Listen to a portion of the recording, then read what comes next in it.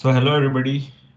Good morning, good evening, uh, good afternoon, or good early morning too, depending on which part of the world you're joining from. Predominantly, most of the folks are from India, but if you're joining from other parts of the world, hello to you. Thank you for taking out the time for our Power Virtual Hour for May 2020. So we're just going to start with our community updates for May 2020. First of all, what is the update for Power Virtual Hours and where this thing originated and what happened? So Ruhi comes up with the idea of a Friday session in January 2020, as early as January, and we started conceptualizing what we need to do. So it was thought that Friday is a great day when we are ending our week, and there was an organizing team split between myself, Dharani Dharan, Balam Subramaniam, Michael from Philippines, Roma from South Africa. These are all champ leads from different parts of the world. And monthly champ virtual hour started since February 2020. What we are going to do today is the fourth iteration. Last one was done by Michael, and one of them was done in March by Shrikant. At this stage, all our past recordings and presentations are shared with you, so they are available as a OneDrive shared location. We'll work through on making it more intuitive to access this information. The links are available, and what you're going to notice is you can see monthly files, and inside each folder, then you can find the recording as well as the presentation. So you can have a quick look and try to access the information from here. That will be a good starting point to know about Power Virtual Hour.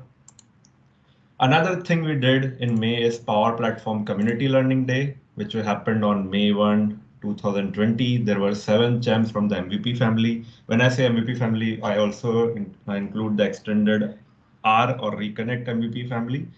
So there were 3 SMEs on this particular day, an entire grand day of learning. We had 12 hours of awesome sessions and interactions. There were total of 252 of participants in attendance. This was a great day to share and care for everyone. All the recording playlist and presentations are also available at this link at this stage. So you can find all the things if you missed those sessions and if you want to refer back. We have tried to share both the things in this particular place. Thank you for all the speakers and organizers for this particular event as well. Just sharing what was our score on that particular day. Thanks for all the love and feedback. We had a total of 141 responses with the average score of 9.54 on 10. 88% people were satisfied, and that's the amount of responses per session we got. So we tried to utilize Microsoft technology, which is Forms Pro, to analyze. And going forward, we have made it sure that we are going to learn on the way, and we are going to take a feedback and share it with the speakers. It will help us improve and provide a lot better learning information for the community. One question that is non-stop asked for us, that how to start getting updates from the D365 champs. We have our LinkedIn page and Kaizala group. Kaizala is a free offering for chat as a chat messenger from Microsoft. It has more than 1 million downloads, and you can utilize that. That's the one we have been utilizing. There are now more than 650 champs in this group that you can utilize. And another medium is our LinkedIn page. We are close to 4,000 in following there, so you can try and find the updates over there. We also share all the Microsoft events that we find which are useful for us, and the recording links on this particular page. There are almost 18 administrators from different parts of the world working to maintain this information. Just a note of caution about what we do on this particular group. We only share information for the community. We yet do not do anything which is of commercial nature. We do not post any forward messages there. So there is a strict administration at place. 85% of the queries being asked on the Kaizala group about Dynamics 365 and Power Platform gets answered by a SME, a peer, or an MVP themselves, right? So we are doing a lot of things to share it, and this is a really mobile-friendly interface. You can also go ahead and use it. There are some free community courses that have come from champs. We are by the techies, of the techies, to the techies. The first one that I would want to give an update about is the Power Platform courses from Prashant Shukla. You must have taken them, or there are some free available modules. He has done 2 so far. He's our MVP as well as the community lead from Australia. Canva app in an hour, and Common Data Service in an hour. And these are free, so there is nothing commercial about them. You can go ahead, try it on your own time. Recently, we did a feedback on the Champs Kaizala group as recent as yesterday, and most of you suggested that okay, if you want a recorded way or your own convenience way to learn, and this is one of the ways Champs community can help you learn on your own. Another one, myself and Dharanvidaran just introduced few days back. It took us a lot of time to get it going. One of the things from the learning day we understood is everybody wants to see and how to utilize ALM for the Power Platform using Power App build tools. So what we have done, we have gone ahead and created a learning offering there, and this is also free. You can go ahead and access it. This was introduced few days back. You will keep hearing many such more from the Champs community, and that is the way where you can do your own learning at your convenience if you do not have the ability to join on a particular time that we do the event. Coming back to speaker and our topic introduction, today our speaker is Mr. Akhilesh Dubey. He's one of the experts and SMEs from KPMG Singapore. He's a Asia Pacific and D365 Champs lead there. He's a solution specialist. This topic that he has picked today to share information on is customer insights and how you can use it to unify the customer data to Power. He has been an active contributor. Just to give another set of introduction for Akhilesh's responses on the community. Every time you go ahead and ask certain thing to him, he is quickly available and always helping the community. Having said that, I will stop my screen sharing and move over to Akhilesh. Akhilesh, you can take over the dais. Thank you for listening to me. And if you want this links, we'll be posting it here as well on the chat window. Akhilesh, you can take over. Thank you. Thanks, Dipesh. And it was a very wonderful update about the community. To be honest, some of them were even new to me. And I would say these are very impressive. So we are very excited to be part of the D365 Champs community. And we hope to actually keep helping all our peers and sharing knowledge, getting back from them as well. So thanks a lot.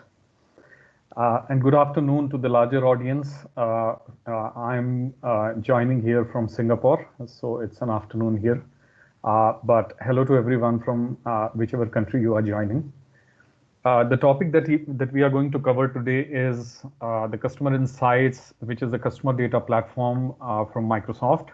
And we will look to see how Customer Insights would help us unify the customer data and bring enormous amount of power and intelligence to all the customer related data points and insights, which can help boost the revenue for a company in minimal cost.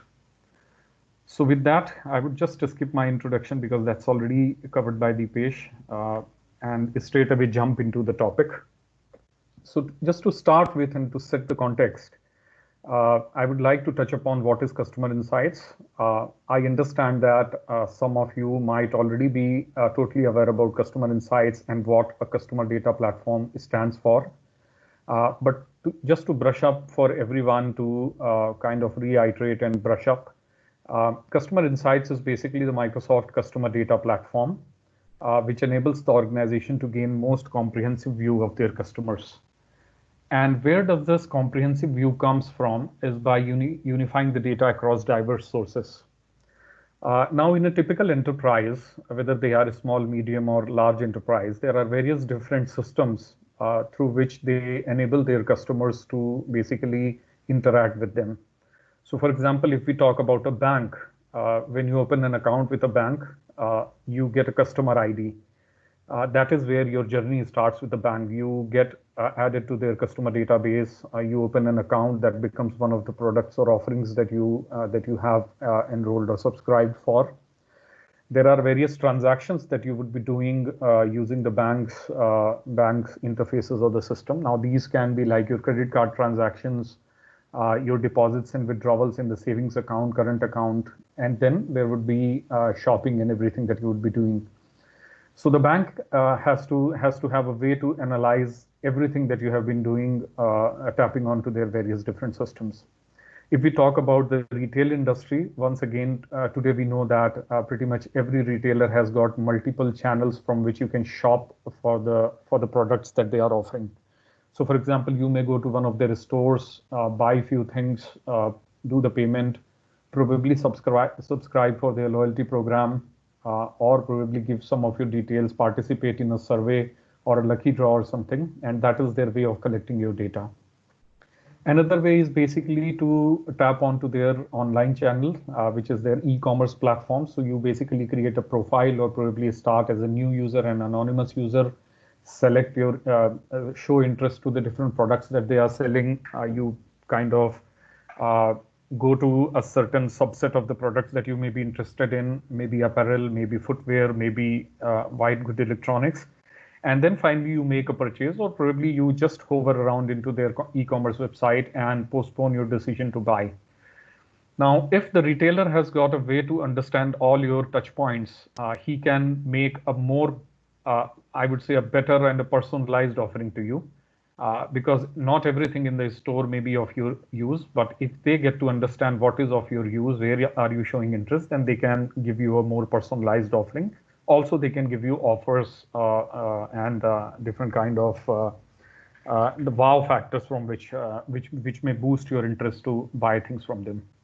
So typically we are talking about different kind of data that any enterprise needs to converge to take better to make better decisions. And these data can broadly be categorized into demographic data, the transactional data, the behavioral data, and so on. If any enterprise has got a way to converge all that into a single platform, then they would be able to make a better decision.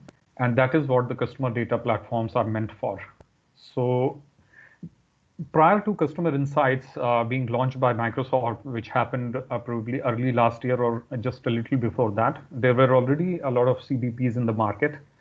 And in the traditional way of doing things, even the people who were, or the organization who were on the Microsoft platform also had a way of bringing customer onto one platform. And these were through tools like SSIS and all to integrate data from various platforms. But to be honest, these were very cumbersome, complex to churn out for the first time and maintain later on. So Microsoft felt a need of having a customer data platform, and that's how they came up with Customer Insights. So that is basically about a little bit of background.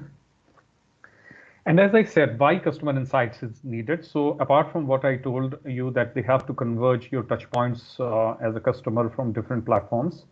Now we are in the era of artificial intelligence and machine learning. So when the amount of data is very large, so think of a retailer like Amazon or Flipkart or Alibaba, their customers are in millions, their transactions are in billions, and it is simply impossible for a human being to converge all the data and regularly keep on refining that to get insights.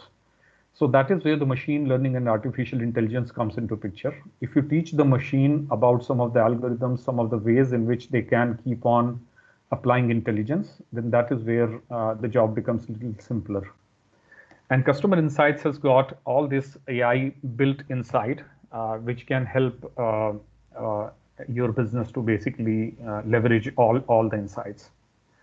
Another point of having Customer Insights is to have a unified customer 360-degree view.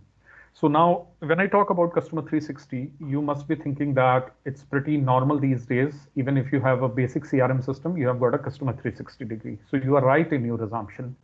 If you have already Microsoft Dynamics CRM, if you have Salesforce, if you have Sugar CRM, or even a very low cost or economic CRM offering, you will be having the Customer 360 or a way to build it up. But what happens there is that Customer 360 basically talks about all the data that is present in the CRM. Now, this can be their leads data, their opportunity data, their accounts data, their sales order data, quotes data, everything that is present in the CRM system itself. But if they have to look beyond it, as I said, in a retail scenario, there can be point of sale system, the POS, there can be e-commerce website, and they may be running on different disparate technologies and platform. And if one has to basically build a 360-degree, tapping all the customer information from all these disparate data sources, then that's where the customer insights comes into picture, which converges everything and then provides you a more enriched customer 360-degree view. And with that, you discover the insights and you take further actions in terms of if you have the service-oriented data, you know where your service levels needs to be increased. If you have sales data, you know where the sales needs a boost or where the customers are feeling some kind of pain point. You have a risk of losing customer. There is going to be a customer churn, and then you can address those areas in terms of your product, service, and the customer service, and then you can better address them and boost your business. So needless to say, for this, the enterprise have to rely on a productive and trusted platform. And with the new way of things or the new scheme of things in Microsoft ecosystem, customer data model and the data service, customer insights comes pretty instrumental in doing all of that. I would talk about some of the business goals that enterprise may be looking to achieve when they decide to basically implement a customer data platform. So if we talk about some of the drivers, obviously, as I said, revenue growth or serviceability growth is one aspect. And to basically have minimal cost to achieve that is another goal. So it is like you have to converge all the data, which may be scaling into millions and billions of records, but you have to do it in a cost-effective way. So you can always use the brute force. You can always use the traditional method of converging data using SSIS or using any other big data analytics platform. But that makes it pretty difficult, cost-intensive to basically to churn it out for the first time and maintain going forward. In terms of business outcome, the businesses may be looking to increase sales growth and also to upsell and cross-sell their offerings. So for example, if a person has already taken a savings account or probably a salary account with a bank, the bank needs to understand which segment of customer he is and whether or not he is a good candidate to sell a credit card or probably a personal loan or a house loan or any other kind of loan. Another point or the business outcome that the enterprise may be looking is basically increasing the customer retention. So now with increased competitiveness and pretty much everyone in the ecosystem, the business ecosystem playing so intelligently and smartly, you always have a threat. If you are doing it great as a business, still you have the threat of losing your customers if you do not keep on elevating your services day in, day out. So to increase the customer retention, you need to have all those analytics in place. And obviously, the third is to reduce the cost to serve, because when you run businesses like a bank or a retail or an insurance company, there are a huge amount of costs that are involved in terms of customer acquisition, retention, servicing, and so on. And if you can cut a little bit on all these aspects, it makes a huge difference in terms of your top line and bottom line. Some of the top KPIs that the businesses look for are like how many customer counts they have. So they have to converge the total number of customers that they are getting from the different channels, offline, online, in-store, and so on. What is the average call handling time in terms of when there is a service scenario, when there is a complaint, there is a request, then what is the amount of time, turnaround time that a business needs to cater to the request to solve them and to help boost the customer satisfaction. Customer churn rate in terms of how much transaction a customer is going to do, and over the lifetime, what is the value that you are going to get, and what is the risk of these customers falling to your competitors. You need to gauge them in time and effectively to basically have the customer retention. Customer lifetime value, as I said, you need to understand how much a customer is spending buying your products and services, and what is the scope to basically tap on their purchase power, and so that they do not fall onto your competitors. In terms of brand affinity, you need to understand that who are the different players who are in similar business like you, and all the customers that you have. What are the similar profile the customers which are there in the market, and which brands they are basically so they have more affinity towards. So for example, if you are selling Coke, you need to understand that what is the amount of people in the market who are having an alternate drink, maybe a Sprite, maybe a Pepsi, and then if you know that competitive analysis, you can position yourself better in a certain market or geography. In terms of conversion rate, now this is basically the typical lead to opportunity to account cycle as to how many people you basically tapped on as prospect and how many of them basically entered your pipeline funnel and how many of them got converted into your actual business. So you have to basically gauge on everything. And what is the average order value for a customer? So if we talk in terms of retail, then what is the average cart size or the average order value that a customer is ordering, and what is the scope in improving that average order value? Similarly, if we talk about a securities company or a bank, what is the amount of fund people are parking with you or investing in one of your securities or investment product, and what is the scope where you can elevate and encourage them to invest more with you? So in terms of top line, these are some of the KPIs, but when you have to basically bring it down to the bottom line, your profitability, your margins, you have to look into your returns rate in terms of what you are investing in your marketing endeavor, in your product cost, in your sales endeavor, and what is the return you are getting so that you have a good amount of margin. You also need to measure the customer engagement score because these days it's not about just taking a placard or a hoarding and putting it at a certain prominent space in your city to basically woo the customers. Rather, you have to go out through multiple channels to engage the customer over social media, over email campaigns, over personalized offerings. So you need to understand what is the customer engagement score for a certain segment of customers or for a particular customer.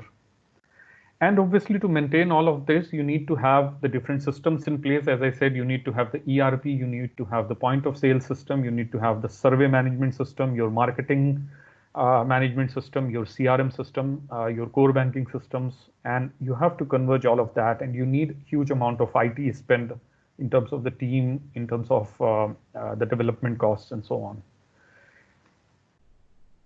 Now let us look into how Customer Insights basically facilitates for you to basically unify all the customer insights, understand all the customer data, and derive a powerful insight, and then churn out a personalized experience for them.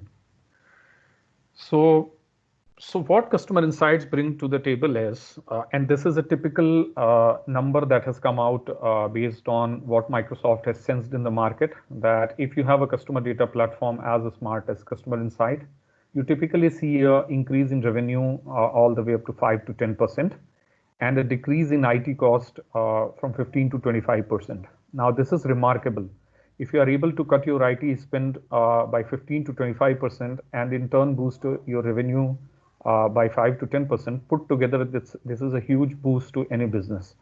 So this is the point where businesses should think to basically embrace a CDP and predominantly Microsoft customer data platform. What is the difference it makes to the business? So as I said, there are different line of business applications. And if you are a global business, there can be multiple business units, multiple country businesses. They may be driven by statutory compliance.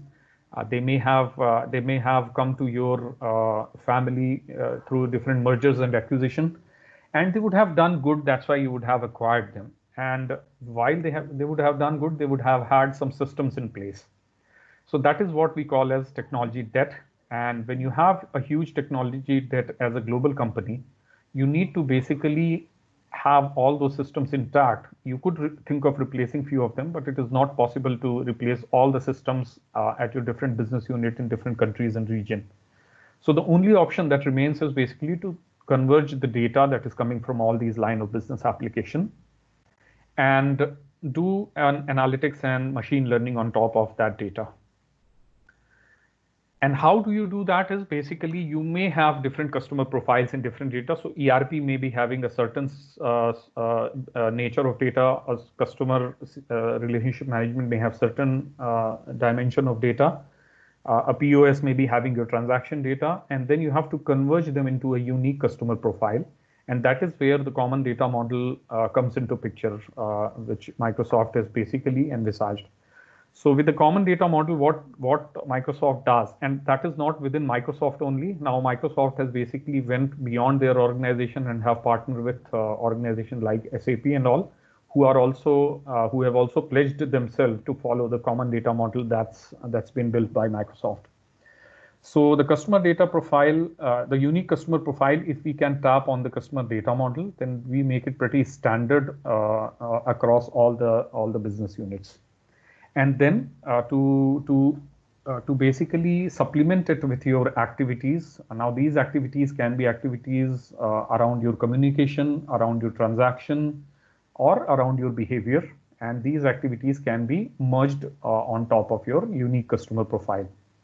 Once you do both of these, then you do a lot of different measures. As I said, you can calculate the customer lifetime value, the customer churn risk, the different segmentation, and then you also predict the future behavior of the customer or the future direction of where the businesses or the transactions would be going. So with converging this and mapping that to the customer data model, it helps to unify the customer data and orchestrate a customer journey across touchpoint and channels. And I would go into the details as to how this segmentation, targeting, and positioning can be then leveraged into your marketing tool like Dynamics Marketing or probably into a Power Apps or CRM system. So if we talk about a typical scenario about how businesses interact with the customers, you talk about a new customer, then your customer journey pretty much starts with lead generation. You reach out to your different customers' data that you have in your database through different multi-channel campaigns. And these campaigns basically, they direct your customers to go onto your website, look into your products and offerings, develop more interest. So that's where you need to have the content in place. And you also need to have a smart recommendation in terms of what is more personalized offering for a certain customer and what should be the next best action to engage better with this customer so that he feels like you are basically concentrating on their specific needs and addressing and offering those things to them rather than just generically approaching them. When it comes to support, there needs to be multi-channel support. So nowadays, with Power Virtual Agent and AI chatbots, Azure chatbots, you have various different ways in which customers can come back to you in terms of service or probably any kind of complaint. So it can be SMS, WhatsApp, social media. Maybe they are talking about your brand on Twitter, or reaching out to you while engaging through a virtual agent, or probably they are calling on your call center and asking for some kind of support. So that omni-channel support is one way that you are interacting with your customer. And once you have all those things, as they say in the business world, your best prospects are your existing customers. So when you are basically launching a new product line or a new fashion line or probably a new service offering, it is always best to reach out to your existing customers to say that, hey, you know what, we are launching a new fashion store or probably a new credit card or a new loyalty program, which you may like to subscribe and may appeal you. So that is where the cross-sell, upsell opportunities have to be leveraged. I would talk about a little bit of technical aspect of how this approach has been taken by Microsoft to facilitate all that we see on customer insights. And then after that, we will go into a quick demo. I will talk about some of the industry where customer insights is being leveraged and the best practices of building your customer data platform for those industry. So if I talk about the approach, this is how your typical application landscape of any enterprise is, whether it is a retail or a bank or manufacturing unit or probably an insurance company, that you have some of the internal systems in place and you have some external data sources. So in terms of your internal database, you may have your existing contacts if you are a B2C or a B2B2C business. You may have a point of sale if you are like a retail business. You may have cases if you are basically taking support calls, service requests. You may be running campaigns and maybe getting campaign responses, which in turn may be helping you to create new prospects for a certain product or offering.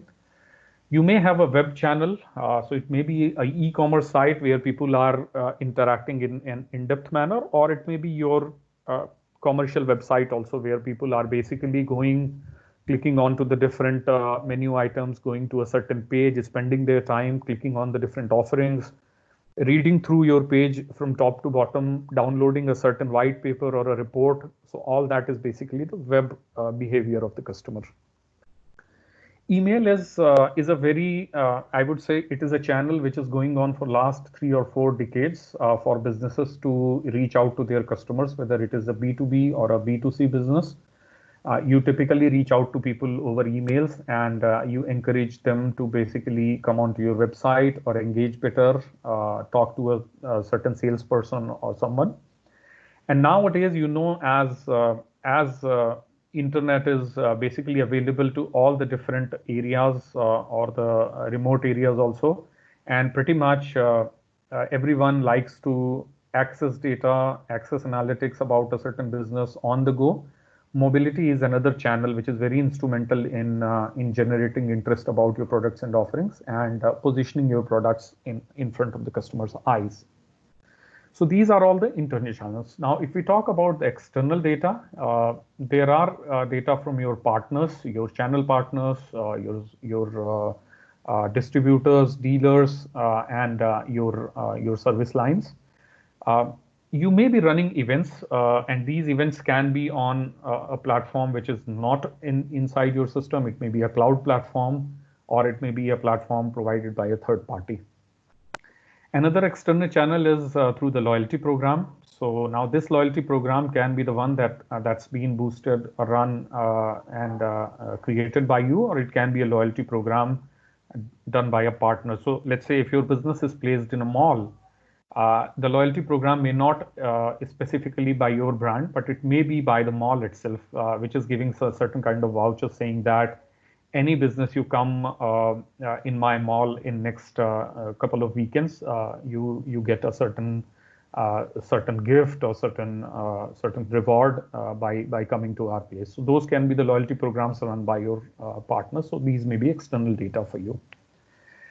And as I said, there are some silent channels also which may not directly interact with you, like where the customer is based, what is his movements, where is he going at a certain time, what all places he is traveling, or within the city, what all places he is visiting. There may be insights or intel from the Wi-Fi in terms of which Wi-Fi zones the customer is moving around and engaging more. And obviously, as I said, there may be social channels like Twitter, LinkedIn, Facebook, Instagram. And if we talk about the eastern part of the world, there are other channels like WeChat, Line, and so on and so forth. So when we put together, really it becomes a very complex web from where the data is being contributed, and you need to tap on that. Now, to tap on all these, you need to have the connectors in place. So the traditional way of doing this is a very cost-intensive approach where you basically do a point-to-point integration leveraging APIs from all these subsystems, or probably have an enterprise service bus or a common platform orchestrated by a third party from where you can call their APIs. First of all, subscribe to their APIs, buy their services, then tap on that. Have a development team in place to basically do all kind of jugglery to have all the data and insights. But with the new scheme of things and the way Microsoft has positioned, now you have close to 200 plus connectors to all the different technologies which is available to tap on, which can help you connect with very low code or no code development. And you can tap on these connectors to basically bring data from maybe an SAP system, or maybe an Oracle based system, or CSV based system, Excel based system, and so on and so forth. And then once you have these connectors in place, or a way to basically bring that data in and out of your enterprise, what you typically do is you ingest that data onto a common platform. you map and match that data. So by mapping and matching, I mean the same customer profile may be having 10 different attributes in certain system and 20 different attributes in another system. You have to basically map all those attributes. And then finally, you have to map it back to your common data model attributes so that you have a unique way of analyzing your customer profiles. Once you do that map and match, enrichment is another thing, which is basically about the larger ecosystem that comes from your search engines, from what people have been searching, what people have been talking, what people have been showing interest over the search engine. So that is where you enrich your data. And Microsoft basically has tools like their own search engine, which is Bing, and Microsoft Graph, which is basically their, I would say, you can consider it as a big data platform that they have got. So once all of that is in place, you churn out the analytics and apply the artificial intelligence, teach the machine to do the predictions, and finally you have to have a way to have the output of the data. Now the output of this data can be into an advanced analytics platform like Power BI. It can be into your custom platform, which you may need to bring this insights into, and for that you can use the process orchestration tool by Microsoft, which is Microsoft Flow. If you are interested to bring all this analytics into an enterprise mobility app, which your sales or service teams may be using, then you may want to have this customer insights profile churned into Power Apps. And with all these ways, you can have the customer insights rendered over mobile, over web, over social media, help the chatbots become more intelligent with all these insights, or probably pass it on to your different in-person teams, maybe your support team, your service team, your sales team, and so on. So using these detailed insights, they can have a better engagement channel with their customer. That's pretty much theoretical about what I spoke so far. I would take a pause of maybe 10 to 15 seconds. If you have any questions so far, please feel free to ask to me, and then we can go into the demo.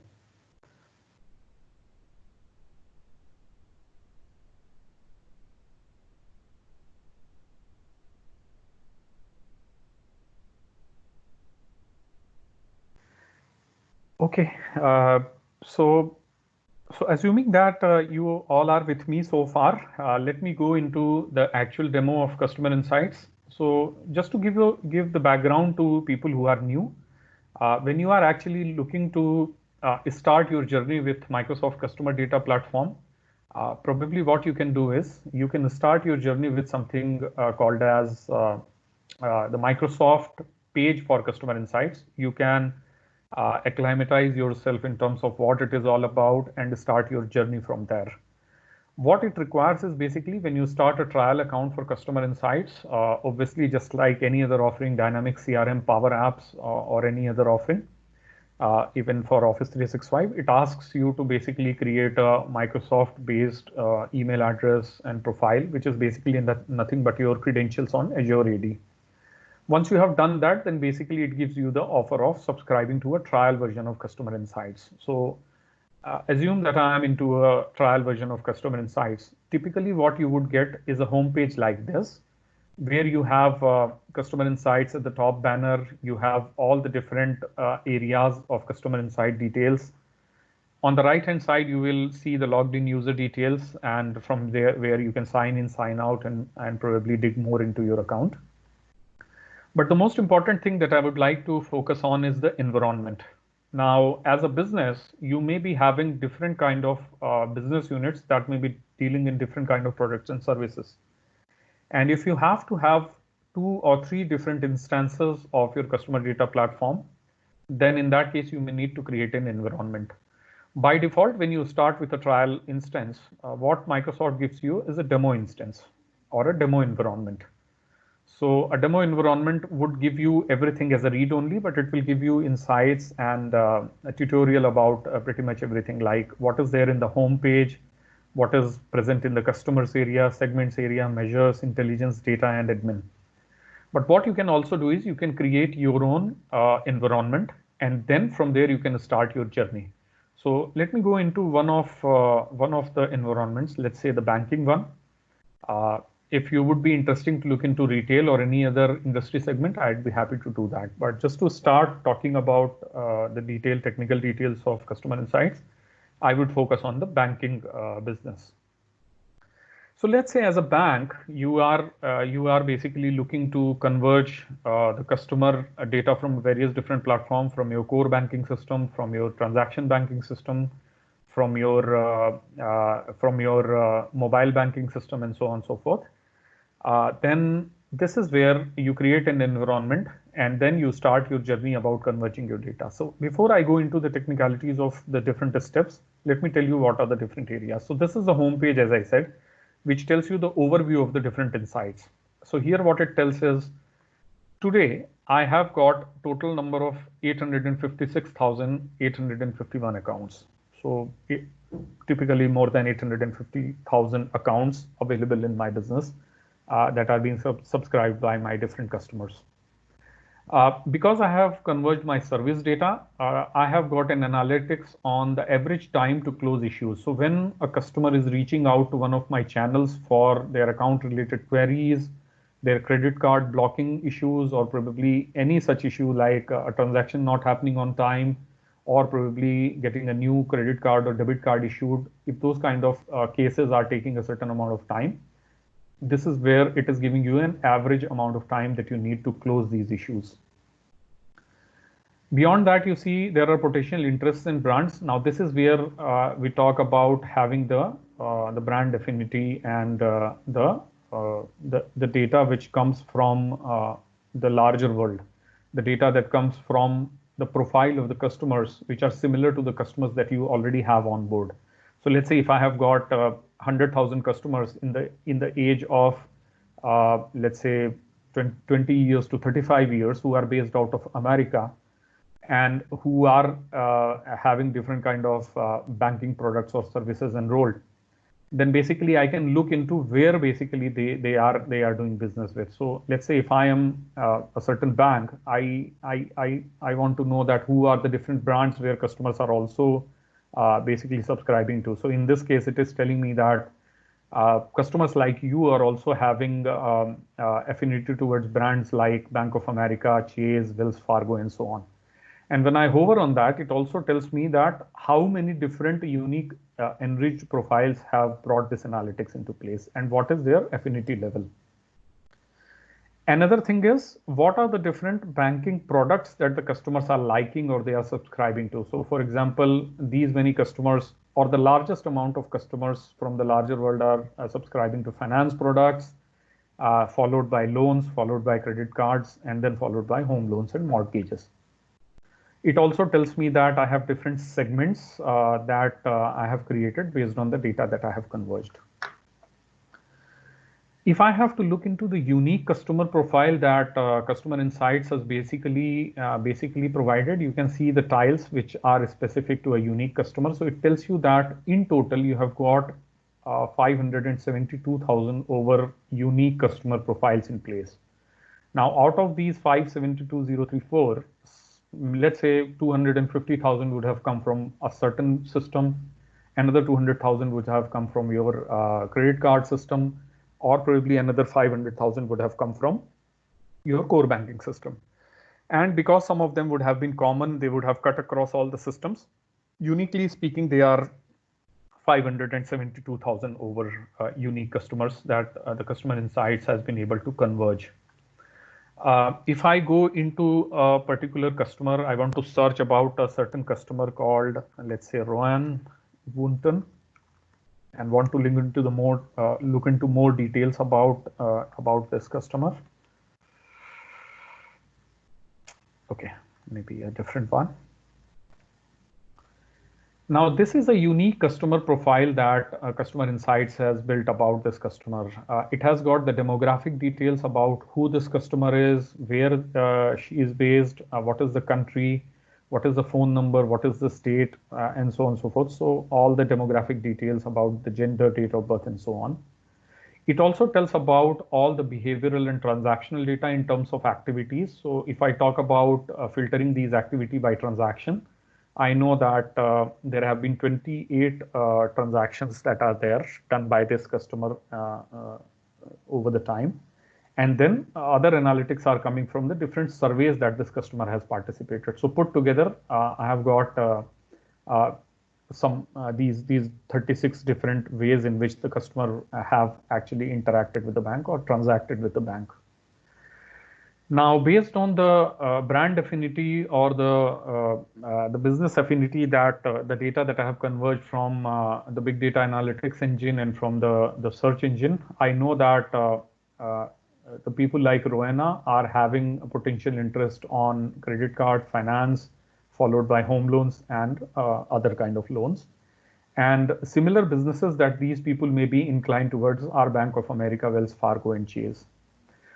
I do not have a churn score, but maybe for a different profile, we would be able to see churn score because we don't have much of the case related or service related data. That's why the engine is not able to ascertain the churn score.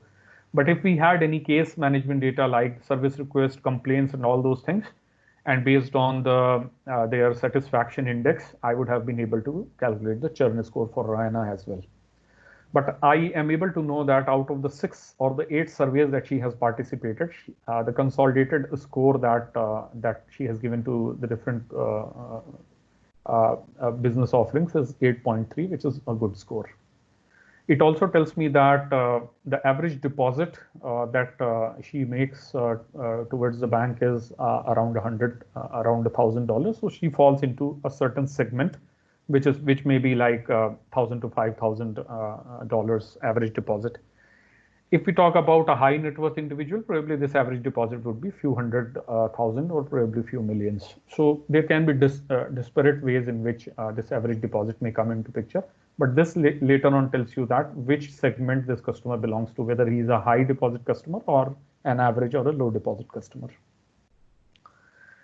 If I talk about the segments that I have been able to create based on all the data that I converged, the different segments that I or my business may be interested in, what are the overall customers, unique customers that I have?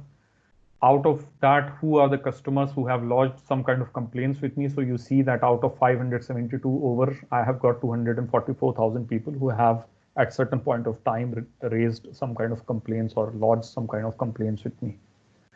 I know that out of all of my customers, around 250,000 people are basically the customers with saving accounts. 170,000 over are with the customers with loans. And out of them, there are people with a high disappointment index, and they have a risk of getting churned out. Those are very little, 7 of them. But it may depend on how your business is doing, and this gives you a good analytical point into whether you need to elevate your services and products. Now let me go back to how all this has been orchestrated or brought into picture. So for that, I would go to the data sources. So this is typically the area where you start your data journey or the data convergence journey. So when I talk about data sources, okay. Yeah. Hi. Yep. Sorry, we are just 10 minutes away from 10. Thanks. Perfect. I think I would be very quick now. So as you see in terms of the source systems from where I have sourced the data, I have got a banking system, and from banking system I have got the 4 different data points about the customer. I have got a survey system from which I have got 2 different data points. I have got a ticketing system from which I have got 2 different data points. Now all of these must be having a customer profile or customer related data, which at some point in time I would have mapped, I would have matched, I would have merged. I can always go into the details in one of the follow-up sessions, or you can also reach out to all of us D365 chams over Kaizala, and would be very happy to actually let you understand all these steps. It's probably half a day job to let you understand everything in depth if you come from dynamics or technical background. But just to give you a gist, I had mapped all my data from my banking system. I took my customers from survey system. I took all my survey contacts from ticketing systems also. I took all the customer profiles. I matched the different attributes of these people and mapped them back to have a unique customer inside. And as you see on the left-hand tile, you see that I have been able to churn out 575,000 over unique customers. And the total number of records that have been matched, the customers that have been matched from different systems is around 280 over. And finally, I would have merged all of that to create a profile, a unique customer insights profile, taking into account all the attributes that may be worth looking into, because you know, when you are picking the system from customer relationship management system, CRM system, there may be like hundreds or thousands of different attributes, but you may be interested in converging that to probably 10 or 20 or 50 fields, which may be important for you to build the customer 360. And once I have all that in place, what I have also done is I have converged all the different activities on top of my customer profile. So I have took all my transactions, the deposits and withdrawals from my banking system, the surveys from my survey system, and all the tickets or the cases or the complaints and the service requests from my ticketing system.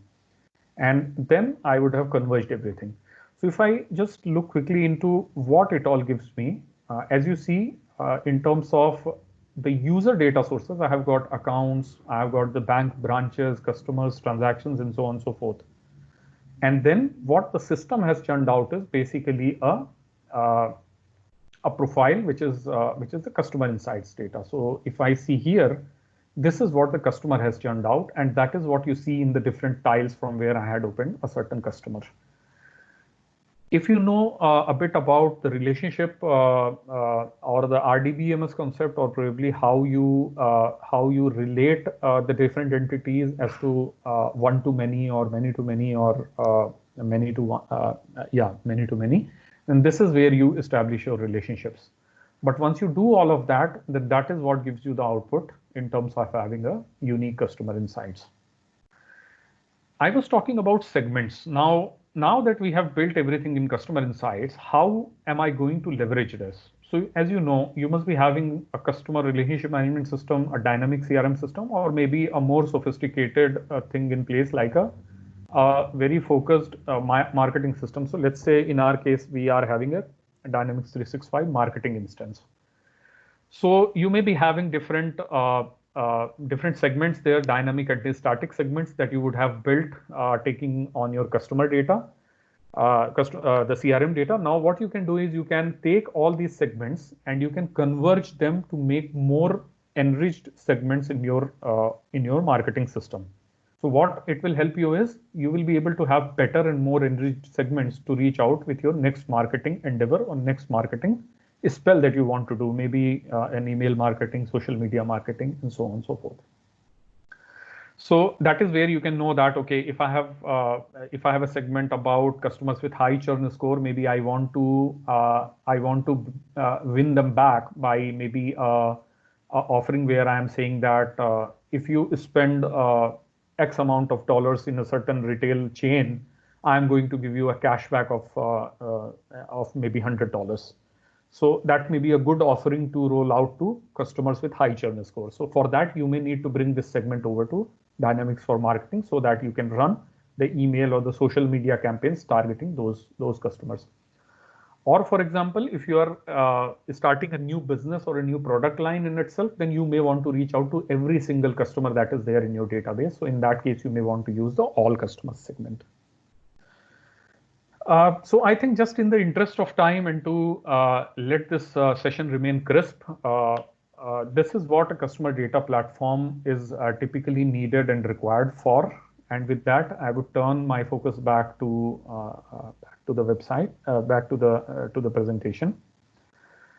So we saw the internal and external data sources. We saw the different connectors. So connectors, I was actually about to tell that when you are actually looking into picking your data sources, these data sources can be the CSV data source or the CDS as the data source, or maybe for that matter, it can even be SAP or Oracle or your on-premises dynamic CRM, provided you have got a data gateway in place to connect back to the on-premises SAP or probably Oracle-based system.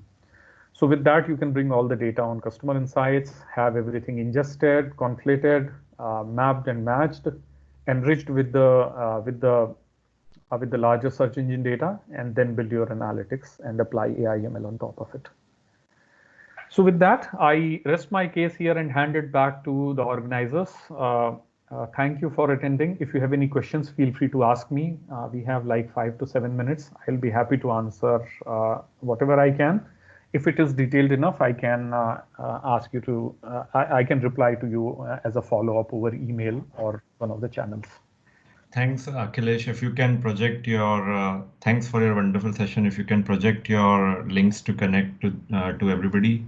And we have also pinged a URL which you can use from the chat window to share a feedback for Akhilesh sessions. Great knowledge and insightful session, Akhilesh. I will let others give the verbal feedback as well. Yeah, so you can reach out to me over LinkedIn. That's the LinkedIn address, pretty simple. You just have to add IN and Dubey-Akhilesh. And I also, sometime when I get time, I blog about the topics that I cover in the different events on my blog, which is akhildynamics.com. And I would just like to mention that all this has been as an inspiration. It came from people like Dipesh, Dharni, and we have a few people who are D365 champs in Singapore. People like Jiva, Sanjeev, and Mano and everyone. So I also started this blog. You can follow me here, and these are the channels we can interact on. Thank you. Akhilesh is also available on our Kaizala group. If anybody has a link handy, I will try and find and ping it here. I think most of you do have the link. If you do not have it, feel free to reach out to any one of us and we'll be happy to share with you. Ruhi, would you like to share about our next one? Thank you, Akhilesh. It was a great presentation. And so this is, like we said, this is a session that is conducted monthly. Every third Friday of the month is what we have blocked for this. So we look forward to seeing you for our next session in June. If you would like to present on this platform, I did share the call for speaker link. Please drop in your session titles and details, and we will reach out to you soon. Thank you. Thank you, Ruhi. Do not forget to share feedback. We always share feedback back to the speaker and we utilize it for our own improvements as well. And it's an ever-growing thing to improve. So feedback links have been the QR code as well as the link has been shared there. It will be great if you can share the feedback. One last thing from my end, the recordings and the presentations will be uploaded and you can find it through the D365 Champs handle as well as you can find it through our Kaizala group. And if anything is to add, Dharani, Roma, I see there is Prashant, Vivek on the call. So anybody, if you want to add something, please do add there. And then from the recording perspective, I'm stopping the recording.